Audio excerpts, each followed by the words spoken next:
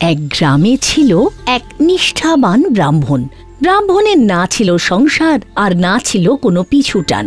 গ্রামে তার প্রতিবেশী ছিল এক ব্যবসায়ী। ছোটখাটো ব্যবসা করেই তার দিন চলত। একদিন ব্রাহ্মণ ঠিক করল এবার তীর্থযাত্রায় বেরোবে সে।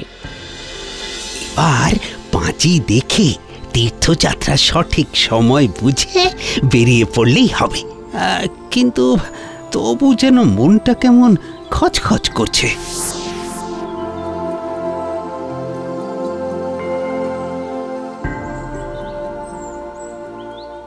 কি হে ব্রাহ্মণ, ঝোলা বেঁধে ফেললে যে দেখছি। তা এক প্রকার তৈরি হয়ে গেছি বলতে পারো। হ্যাঁ, সে না হয় বুঝলাম, তীর্থযাত্রায় যাচ্ছ বলে কথা, তৈরি তো হতেই হবে। কিন্তু না, মানে তোমায় দেখে যেন মনে হচ্ছে তোমার মনে তেমন সুখ নেই। ব্যাপারটা কি বলো তো? ভুল তো বলনি, যজমানি করে যা পেয়েছি এতদিন তা সবই সাধারণ। কিন্তু একবার এক যজমানের কাছ থেকে একটা হিরে পেয়েছিলাম। হিরে? বলো কি? তবে আর বলছি কি, এখন মুশকিল হয়েছে সেটা নিয়ে। এই হিরে নিয়ে তো আর তীর্থ ভ্রমণে যাওয়া যায় না। এই দেখো, এইটা নিয়ে এত ভাবছো কেন? এক কাজ করো, ওই হিরে আমার কাছে রেখে তুমি নিশ্চিন্তে তীর্থ ভ্রমণে যাও। তারপর আবার কি, ফিরে এসে আমার থেকে হিরে নিয়ে নেবে। এখন যাও, নিশ্চিন্তে তীর্থ ভ্রমণ করে এসো তাহলে। সেই ভালো।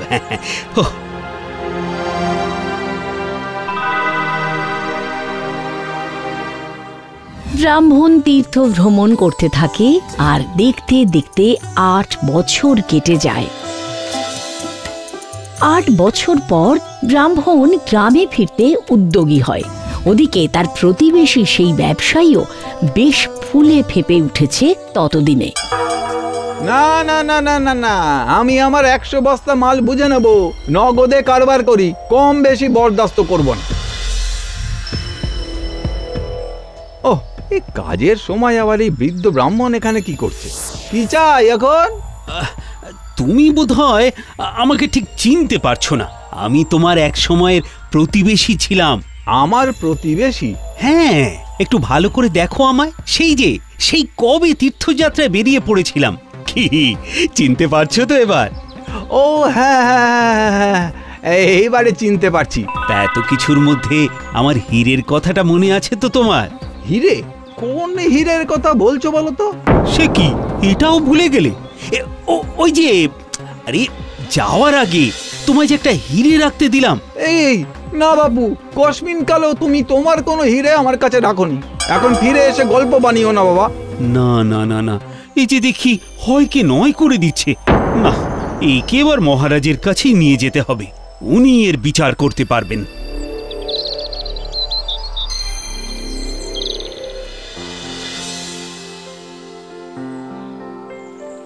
আহা, পুষ্প পল্লবে শোভিত আমার এই উদ্যান, আর তারই এক পার্শ্বে এই পুষ্করিণী।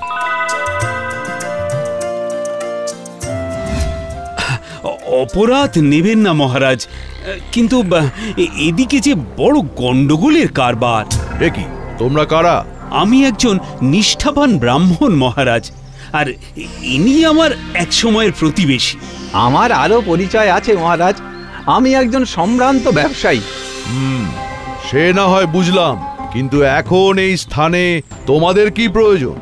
বড় বিপদে পড়ে এসেছি মহারাজ।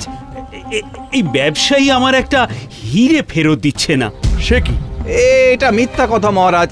আচ্ছা আপনি বলুন, গরিব ব্রাহ্মণের কাছে হিরে আসবে কি করে? তাও বটে ব্রাহ্মণ। পুষ্করিণীর পবিত্র জলকে স্পর্শ করে আমি বলছি মহারাজ, আমি একটা হিরে ব্যবসায়ীর কাছেই জমা রাখতে দিয়েছিলাম। এখন ওই হিরেটা তো আমার প্রাপ্য।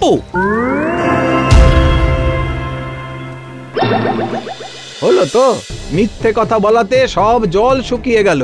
এবার বুঝতে পারছেন তো মহারাজ যে মিথ্যেটা কে বলছে? ছি ছি ছি ছি ব্রাহ্মণ, তুমি কি না শেষে আমাকে ধাপ্পা দিতে এসেছিলে? শোনো, নেহাত ব্রাহ্মণ বলে তোমাকে এবারের মতো ছেড়ে দিচ্ছি, এখন যাও। তবে কি আমার সমস্ত ধর্মকর্মই বৃথা হয়ে গেল? কিরে বেটা, এই সাধু বাবাকে একটু কিছু ভিক্ষা দিবি না? আমি তো নিজেই ঘুরে ঘুরে যজমানি করে খাই, আমি আবার আপনাকে কি দেব? বলিস কি, যার কাছে দামি হিরে আছে সে আবার গরিব হয় কি করে রে? হ্যাঁ, এই কি সাধু বাবা, আপনি এই কথা জানলেন কি করে? তাহলে তো এটাও জানেন যে সেই হিরে ছল করে ব্যবসায়ী সরিয়ে ফেলেছে। জানি তো, আমি তো সব জানি। তাহলে আপনি বলুন সাধু বাবা, মহারাজের কাছে ওরকম হেনস্থা হলাম কেন? আমার গলদটা কোথায়? গলদ তো আছে, জরুর আছে। তোর এটা জানা উচিত ছিল যে এখন কলিযুগ চলছে, তাই এখন কথা একটু বুঝে শুনে 7-5 ভেবে বলতে হয়। শোন, তোকে একটা অন্য উপায় বাতলে দিচ্ছি।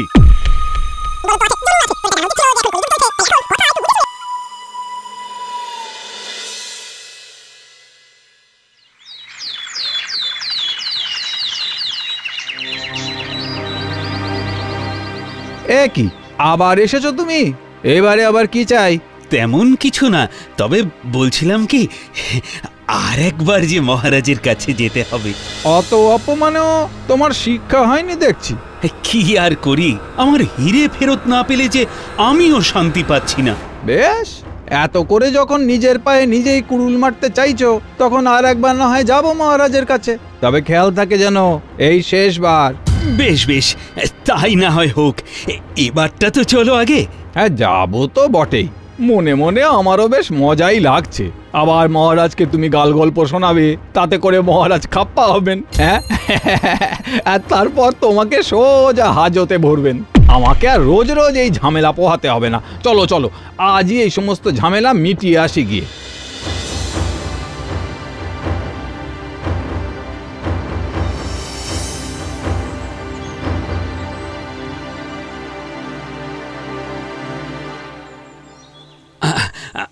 আমরা আবার এসেছি মহারাজ। আজ আবার? বারবার এ কেমন রসিকতা তোমার? বলুন দেখি, এইভাবে আপনাকে বিরক্ত করবার কোনো অর্থ আছে মহারাজ? খামোখা আমাকে নিয়েও কেন টানাটানি করা? একেই পুষ্করিণী শুকিয়ে গেছে, এরপর ব্রাহ্মণ তুমি আর কি অনিষ্ট করবে আমার?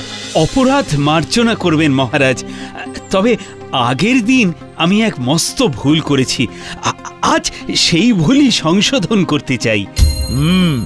এবারে তো আমারই কেমন যেন সব তাল গোল পাকিয়ে যাচ্ছে। কোনটা যে ভুল আর কোনটাই বা ঠিক হচ্ছে এখনো হয়নি, তবে এবার হবে। এই দেখো বাপু, গোল করে না ঘুরিয়ে সোজাসুজি বলো তো কি বলতে চাও। আসলে নিজেই বুঝতে পারছো যে মহারাজ এক্ষুনি আবার গলা ধাক্কা দেবেন, তাই এটা ওটা বলে সময় কাটাচ্ছ, তাই তো? না না, কাল বিলম্ব না করে এক্ষুনি বলছি। আসলে আমি একটা হিরে এই ব্যবসায়ীর কাছেই জমা রাখতে দিয়েছিলাম। এখন ওই একটা নয়, বরং দুটো হিরে আমার প্রাপ্য।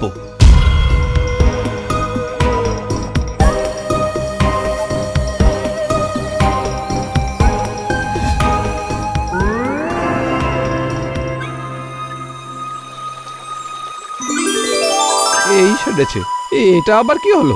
ভরে গেল। আশ্চর্য কাণ্ড! এটা আবার কেমন ভোজবাজি?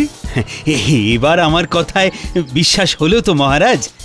ব্যবসায়ীকে পাকড়াও করে তাহলে আমার দুটো হিরে ফেরত দিতে বলুন। এখন আর না বলে উপায় কি? প্রমাণ তো আমার পাশেই দেখতে পাচ্ছি। হে ব্যবসায়ী, তোমাকে কি এবার চেপে ধরতে হবে নাকি? না না, আমি স্বীকার করে নিচ্ছি মহারাজ। ব্রাহ্মণ আমাকে একটাই হিরে দিয়েছিল, সেটা আমি ওকে দিয়ে দেব। কিন্তু ব্রাহ্মণ তো বলছে দুটো হিরে পায় সে তোমার কাছ থেকে, সবটাই তোমাকে ফেরত দিতে হবে। কি মুশকিল! আরে একটার বেশি তো পেলামই না, দেব কেমন করে? এবার তবে আমি সব বিভ্রান্তি দূর করি মহারাজ। সে তো করতেই হবে, না হলে যে সবটা কেমন জট পাকিয়ে যাচ্ছে। সত্যিটা যদি শুনতেই চান তবে বলি, এই ঘোর কলিতে কথার মার পেঁচি ধর্ম। আমি সত্যি সত্যি একটাই হিরে রাখতে দিয়েছিলাম এই ব্যবসায়ীকে। কিন্তু সেই কথা বলাতে তো দেখলাম পুষ্করিণীর জল শুকিয়ে গেল। ওখানেই তো ভুলটা করেছিলাম মহারাজ, মানে ওই মার পেঁচের ব্যাপারটা। আমি তো ব্যবসায়ীকে হিরে রাখতে দিয়েছিলাম বহু বছর আগে, তীর্থযাত্রায় যাওয়ার আগে। এখন তো সেই আসলের সাথে সুদটাও যোগ হয়েছে, তাহলে একের বদলে এখন আমার দুটো হিরে পাওনা হলো কিনা? আলবাত হলো। হ্যাঁ, আর এই তালে মনে হচ্ছে আমারও কপালটা পুড়লো। কি বুঝলে ব্যবসায়ী?